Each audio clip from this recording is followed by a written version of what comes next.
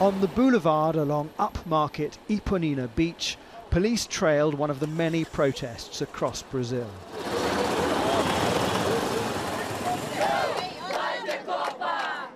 These girls from Ipanema were chanting, "We don't want the World Cup.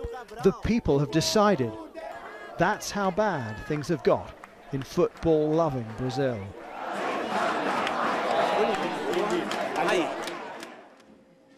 Earlier we met up with Pamela as she prepared banners for a different march in Rio. She's currently looking for work. There's no social security to help her get by, and with a job she could only expect to earn around £300 a month. But she and her friend Anani worry that much of their income would be spent on transport, which is why the rise in the price of bus tickets is what sparked the protests 2 weeks ago. 20 cents may not seem like much, but in the working man's wallet it makes a huge difference.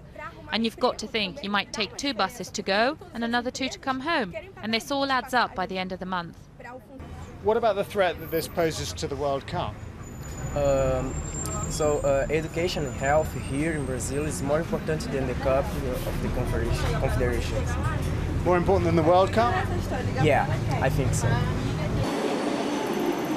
FIFA has denied speculation that the protests will lose Brazil the World Cup. And last night the country's president addressed the nation on prime-time television. Aproveitarmos bem o impulso dessa nova energia política. If we take full advantage of this boost of new political energy, we could do better and faster a lot of things that Brazil has not yet accomplished due to political and economic limitations. But if we let violence throw us off track, we won't just be missing a great historic opportunity, but we'll also run the risk of losing a lot. But that's unlikely to dampen the mood for change among Pamela and her friends.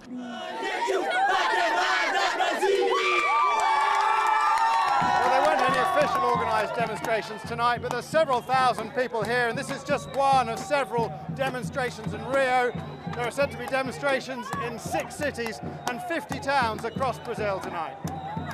We're protesting against the corruption because all the corruption brings less money for our hospital, less money for our education, and we need this money.